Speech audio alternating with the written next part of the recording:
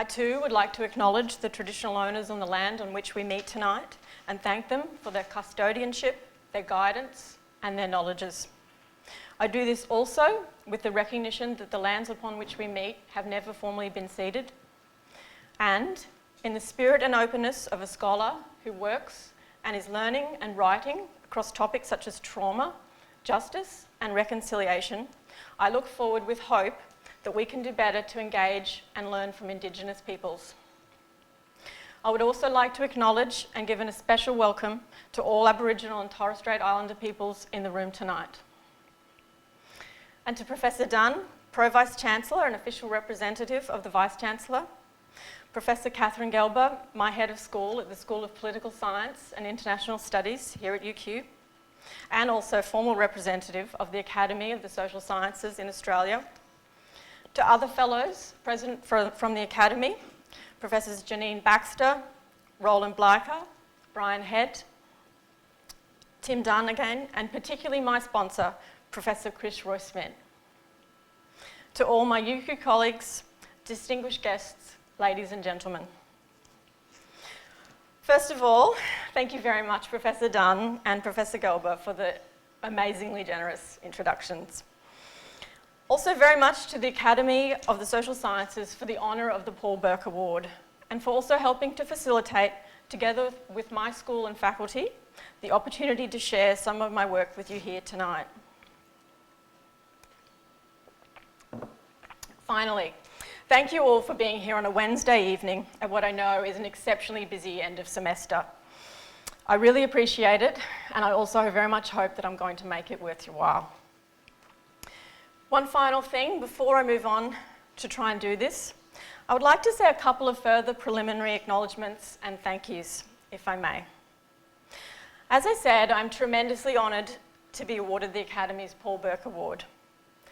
But in saying this, I would also like to recognise the many scholars who have for long, constantly and generously contributed to my work and thinking, and who have also never stopped encouraging me.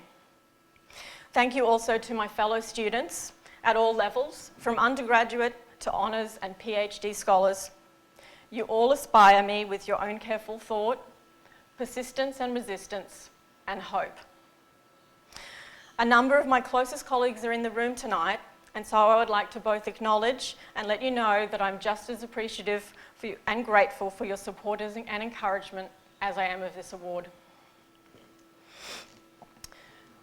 So as you know, tonight I'll be speaking across my existing and future research, and in particular on the topic of emotions and political change.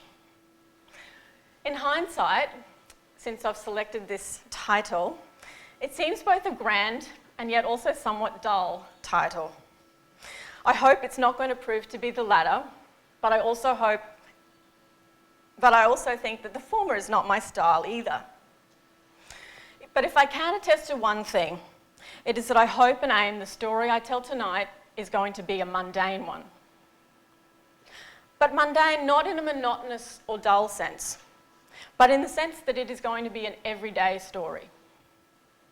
It is a story about how the things we each feel and sense every day, and how these feelings and emotions shape and colour not only our own individual lives, but also the collective lives of societies and their politics. In this sense, it is a story about how the mundane, daily, personal feelings we each have are in fact intensely political and can help us to understand politics.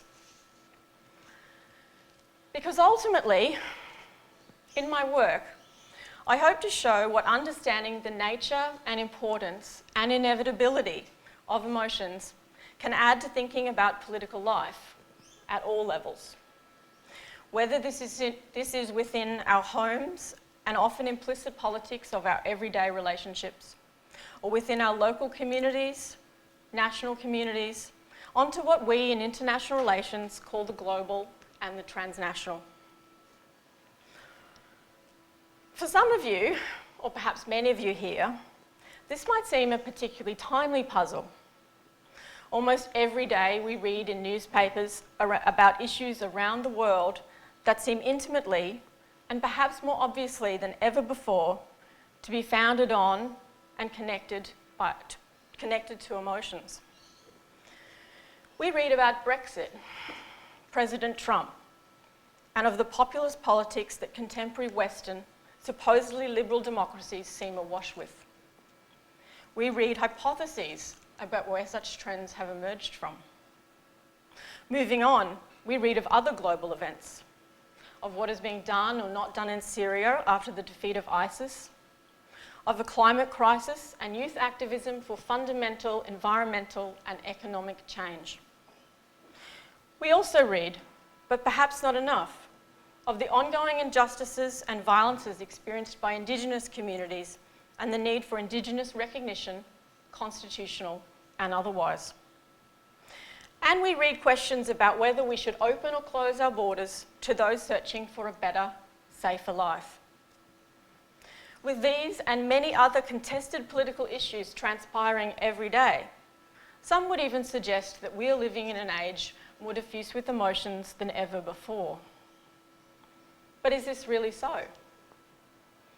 Emotions are conscious and unconscious forces that connect and move us, although of course they do so in distinct and diverse ways. To quote John Elster, a prominent political philosopher at Columbia, he says, "Emotions are the stuff of life. They are the most important bond or glue that links us together." Most simply, he continues, emotions matter because if we did not have them, nothing else would matter. Emotions are enmeshed with and distinguish our values, our priorities and daily ethics, our prerogatives and our choices.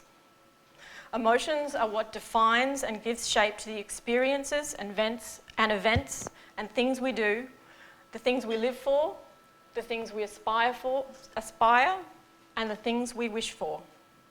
Many forms of human behaviour would indeed be unintelligible if we did not view them through the prism of our emotions.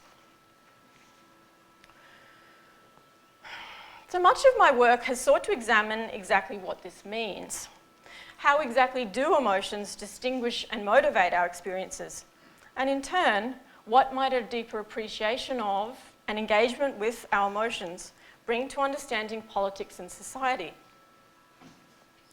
Where do our emotions come from? And how do they shape our existences and experiences in the world and with each other? And why do they do so in the ways they do? How and why, as philosopher Martha Nussbaum asks in her recent monograph on what she calls today's monarchy of fear, can we better understand the very forces that move us, directing us towards particular political standpoints and actions? Emotions are pervasive, inherent elements of human life and of our social existences. And as such, they need to be taken seriously as a force of political influence. They certainly permeate the contemporary issues and debates that I just drew on. But as a result of thinking about emotions in these ways, we often end up contemplating the links between emotions and politics as something negative. We think of emotions as linked to conflict, war, social divisions and exclusions, and as manifest today in right-leaning and right-wing populism. This follows a long historical line of thinking about emotions pejoratively, as individual phenomena that should be kept separate from politics and political decision-making. But if there is one key message I would want you to take away from tonight, it is in fact a contrary one. And this is that once we truly appreciate the nature and potentials of our emotions, emotions can be a positive force for change. So our emotions, the ways we each feel, are not negatives, but can inspire and motivate positive political change. Understanding and focusing on our emotions helps us, for instance, to better appreciate various complex political debates and dilemmas. It also better equips us to grapple with and arrive at more inclusive, just, or at the very minimum, more reflective and sensitive solutions to the many political dilemmas we face today.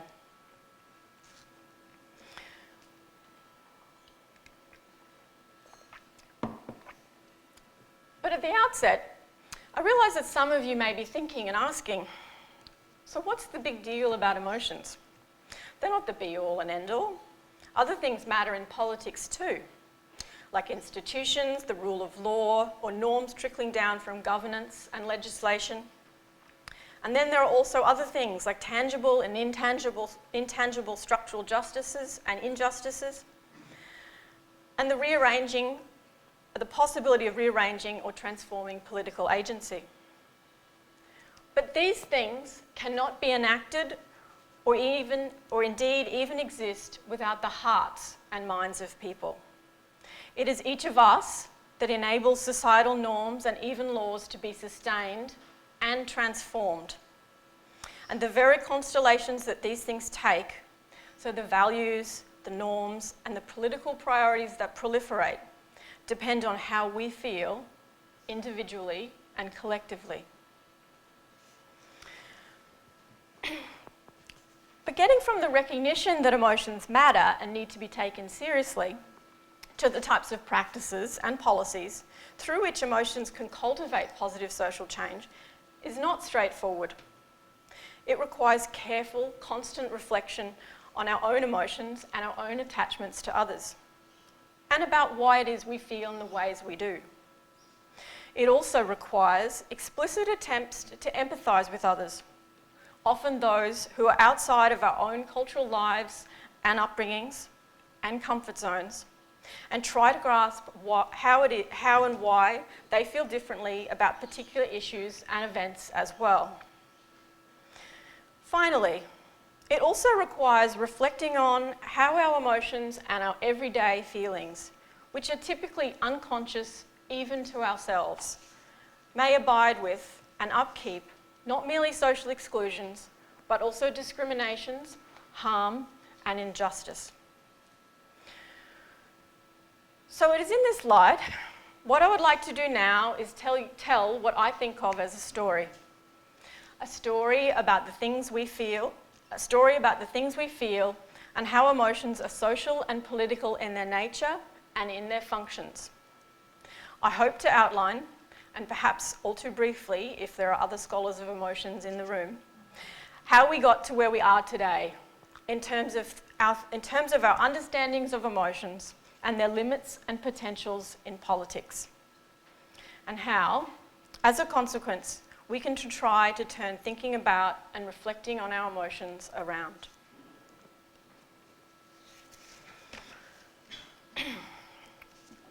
So, with this in mind, how can we begin to conceptualise and think about emotions and our feelings as positive social forces?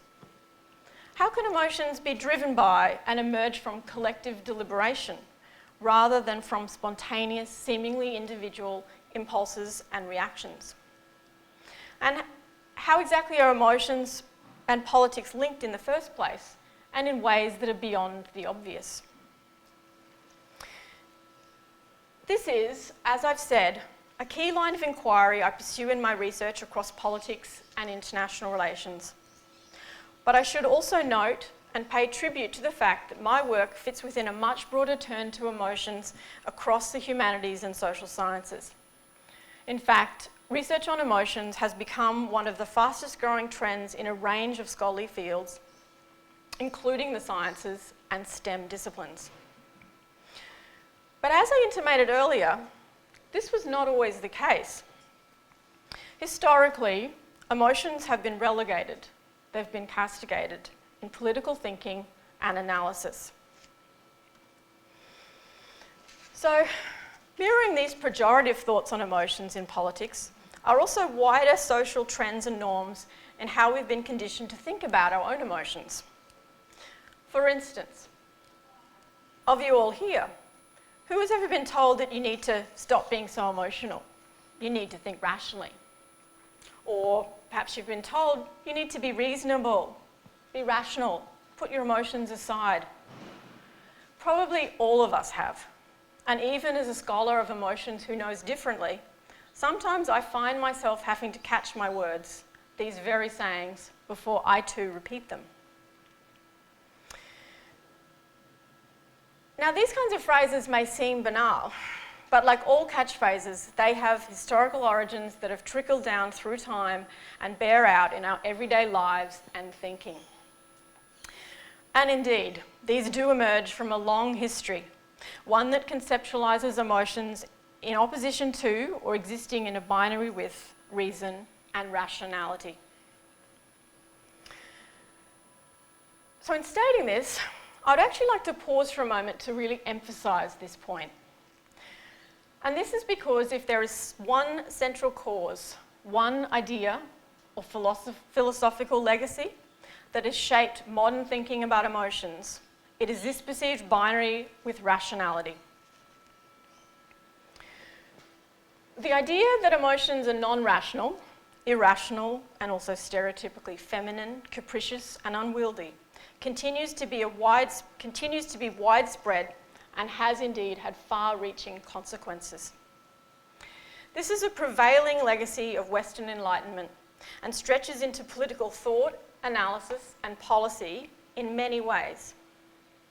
It has certainly come to either explicitly or implicitly shape many of the foundational Western theories of politics and international relations.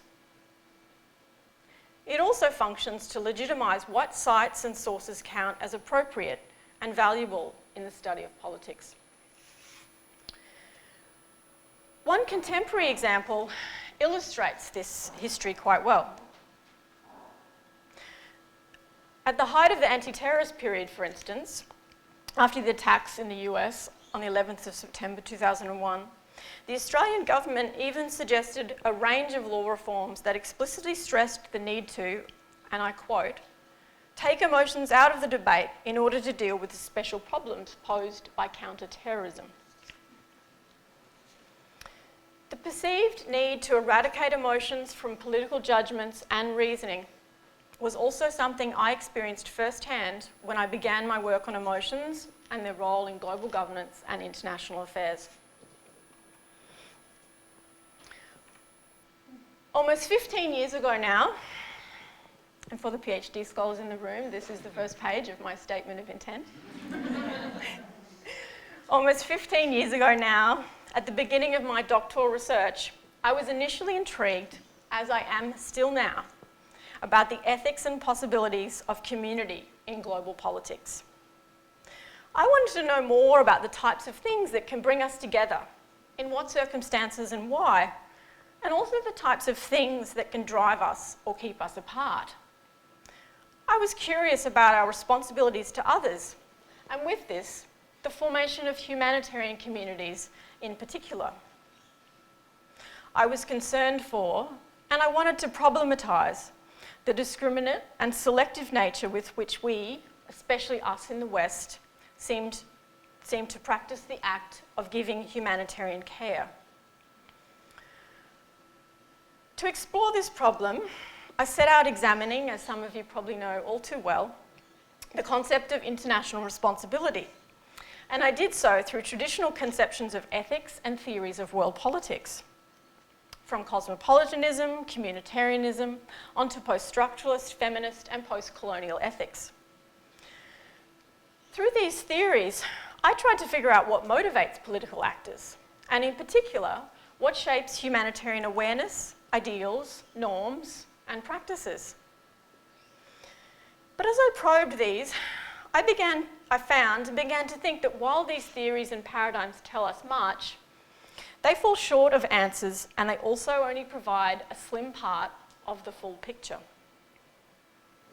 The more I read and thought about suffering and trauma, and the possibility of preventing such hardship, the more I came to think about how, and indeed whether we consider others' suffering, has to do with how we perceive and how we feel, our emotions.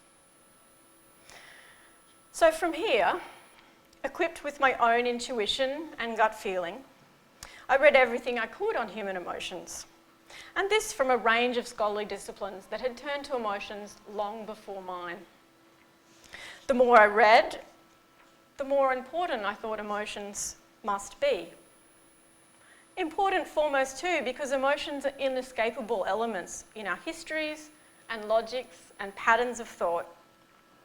They seemed essential to understanding society and politics in a broad sense, but also how specific political actions and behaviours and policies, such as those associated not only with humanitarianism, but also with contrary politics and policies, such as those of security, can come to be. So I came to perceive of emotions in a very different, and I would argue fuller light. And in doing so, I found two key things. These things have turned out to be fundamental to my, and also many other scholars' work, theorising emotions and their potentials in politics. First, is that emotions do not exist in a binary with reason. Emotions are not the antithesis of rationality. They are not deviations from rationality that impair our judgment. Emotions are not part of the scope conditions, as new behaviouralist theories now put it today, from which bounded forms of rationality are seen to emerge. Rather, emotions are inherent within the very forms of thinking we've each come to perceive of as rational. Emotions are in this way integral to our reasoning. To put it simply, as I have here, emotions and rationality are indivisible. The second key thing I found is that emotions are social and cultural. Emotions are not physiologically predetermined, as it was once thought. They are not uniform through different societies. They are not universal or universally understood. Emotions are cultivated. They are engendered through our various social and cultural environments, through shared languages and other forms of representation and meaning-making, and through the shared forms of understanding that bind us together in different ways. So from here, you may now all be thinking, well, if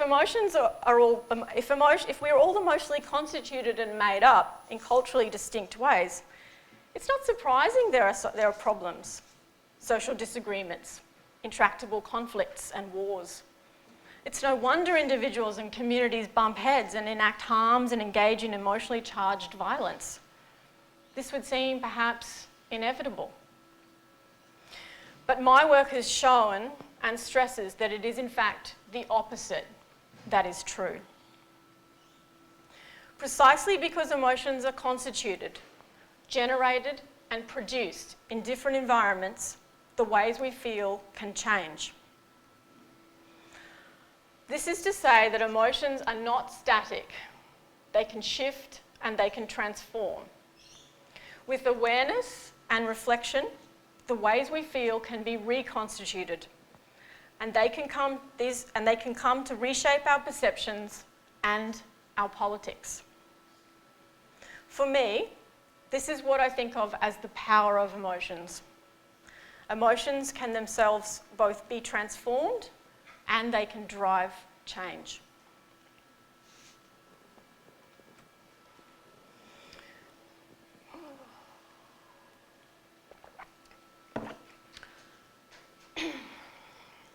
So the links between emotions and political change are something I started to examine in my book.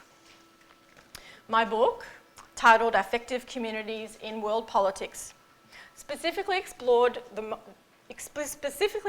roles emotions play in constituting forms of community after traumatic events, focusing on the aftermath of trauma, from security events such as terrorist attacks to long-term historical injustices and violence, onto the indiscriminate tragedy of natural disasters. The book argues and demonstrates that representations in the media and through politics make trauma emotionally meaningful in collective ways. Through representations, including images and news reports, and even stories and poems, individuals enact past trauma. They grieve and mourn, they commemorate, they memorialise, sometimes they retaliate, and sometimes they regenerate after trauma. and they do so in ways that constitute shared forms of feeling. These collective emotions are in turn politically enabling, constituting forms of community and agency, and they can as such be very powerful. As I examine in the book, such emotions can, for instance, in the case of security events, close off forms of identity and community. They can exclude marginalised voices and people and enact responses that reify existing, often inward-looking boundaries of community, which can be problematic.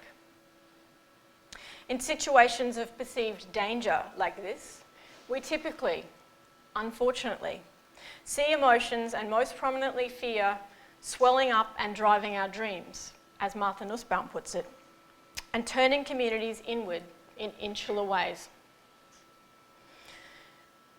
Yet emotions after trauma can also turn us outwards, generating solidarity and generosity.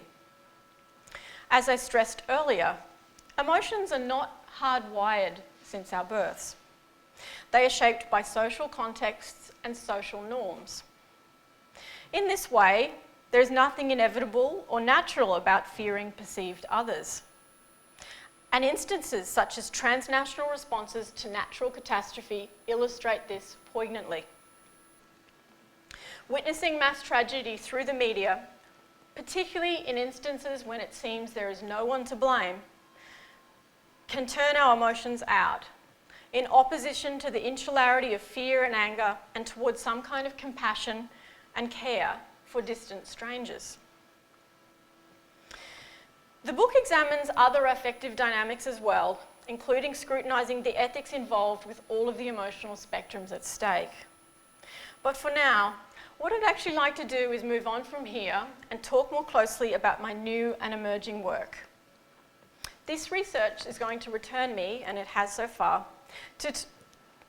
returns me, and I hope better equipped to do so as well, to my first scholarly curiosity and passion.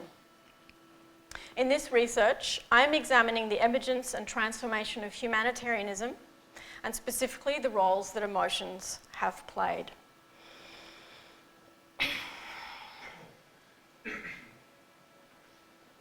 So to begin, and to somewhat reiterate, emotions and humanitarianism go hand in hand. All of us can probably think of moments when our emotions have been tugged on at the side of suffering. This might have been at the side of someone close to you who suffers. It might have been a homeless person you passed on your commute here this evening or in the morning. It might have been at the devastation that accompanied a recent or particularly memorable natural catastrophe. It might have been a feeling you got as you saw an advertisement for an NGO like Oxfam or Save the Children or MSF. It might have been all of these things and more. But certainly, it is meanwhile now without a doubt that how we, audiences worldwide, feel for sufferers in times of crisis and hardship influences how and whether we reach out to help, in whatever way, big or small. But you might be surprised to know that this was not always the case. Hardship and suffering were not always an occurrence that solicited a witness's compassion and sympathy. Sympathy, either actually feeling sympathy, or as some argue now, the knowledge that we in the West ought to feel sympathy at the side of suffering, is part of a register of emotional responses and norms that have been cultivated, nurtured, and transformed over time. In this way, humanitarianism provides a unique case that may help us to understand exactly how it is that emotions can and do change.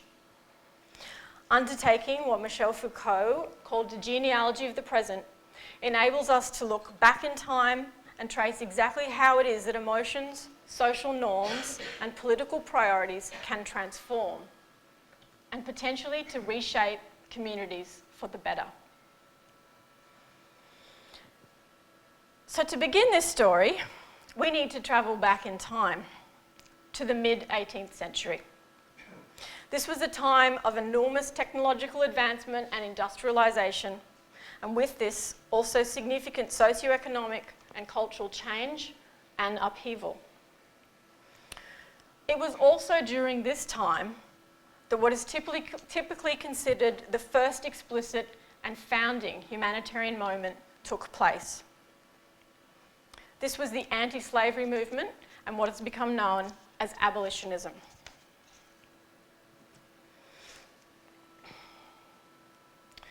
So by way of introduction, slavery had been, and was still at this time, a household norm in Western societies. But it was around now, in the mid-1700s, that people began to question the needless and excessive cruelty and suffering endured by slaves on a daily basis. Through their own experiences, and also in particular through images that generated awareness, people one by one slowly started to think and feel differently. These new thoughts and different feelings, namely changing ideas about compassionate emotions such as sympathy, ultimately went on to enact what we would think of as today humanitarian practices.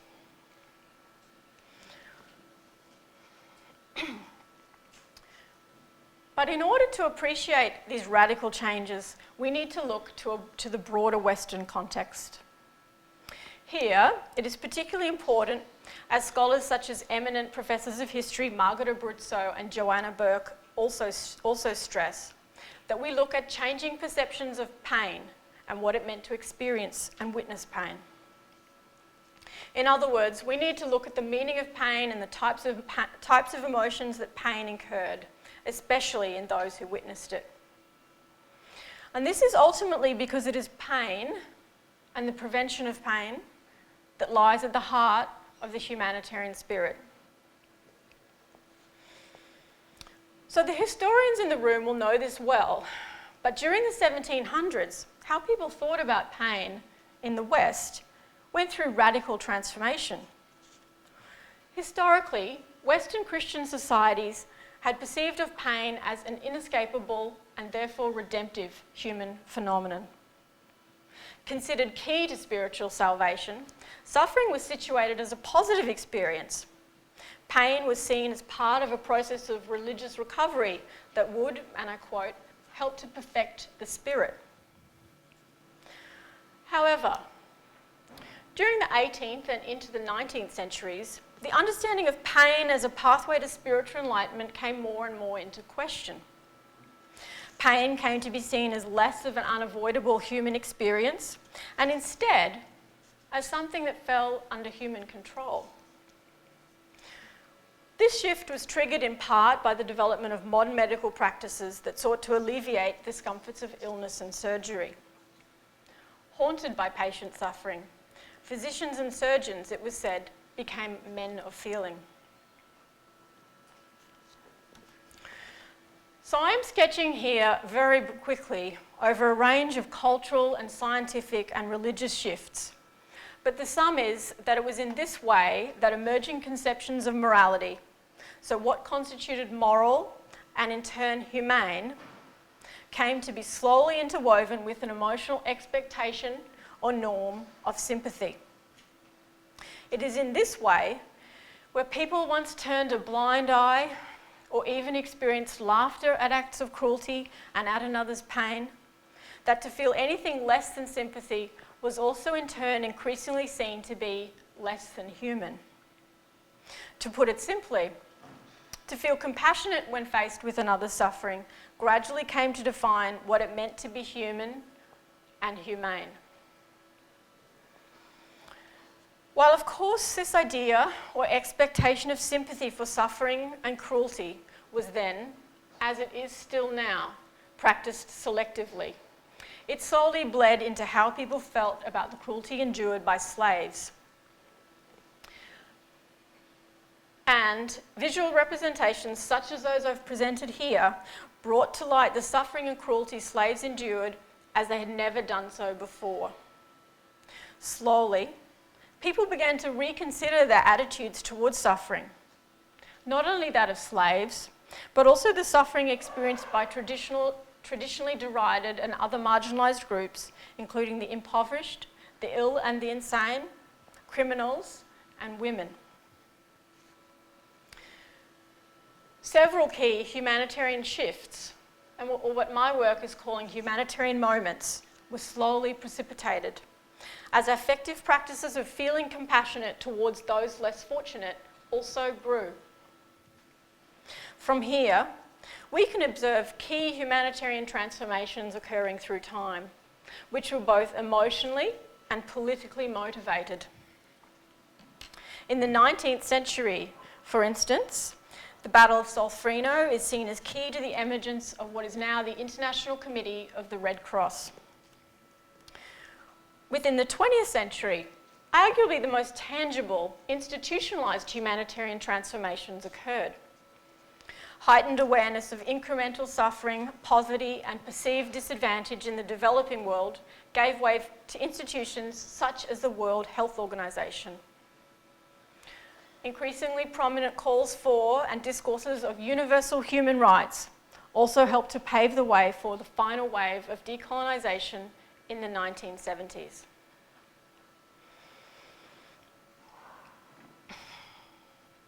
This history is, as I've said, all too brief.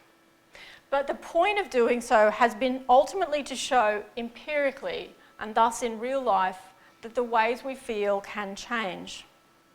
The political actions and responsibilities that our emotions inspire can change too. A range of different emotions changed radically over the course of these centuries, bringing the story of humanitarianism and what we in international relations call the international humanitarian order to what it is today. In saying this though, I too have presented a selective picture. The very emotions that I here suggest did good, as we say these days, such as perhaps sympathy and even pity, have done a lot of ill as well. The 18th century, for instance, is also known as a century of imperialism and colonial conquest, in which much violence was enacted, and with the same hierarchical spirit of sympathising from a position of benevolence and paternalism, of supposedly being more fortunate or more civilised. Some of this violence was even carried out in humanitarianism's name.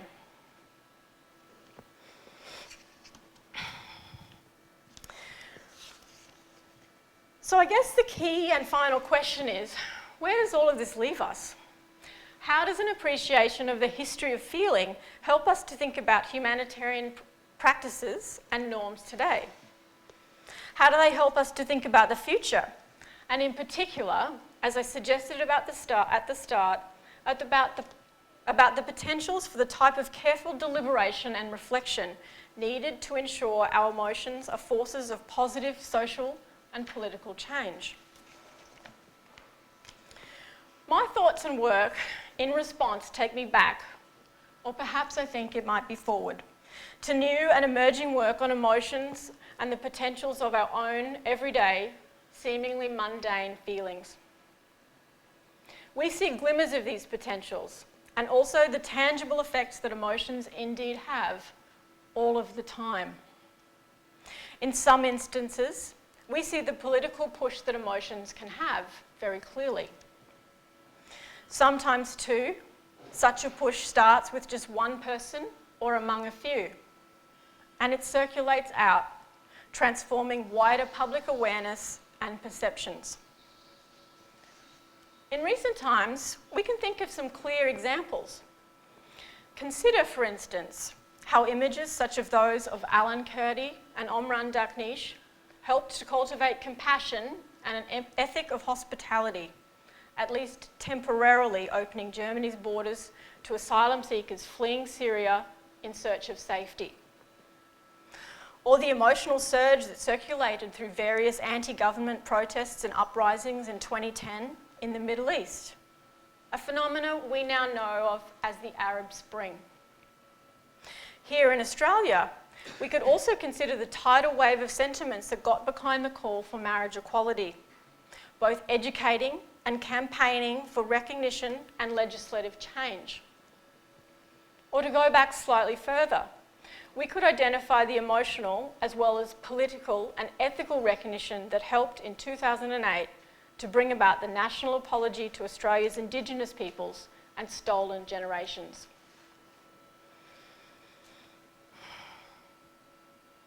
While emotions are only one part of what makes up various political behaviours, policies, and indeed communities and societies, they are a fundamental one.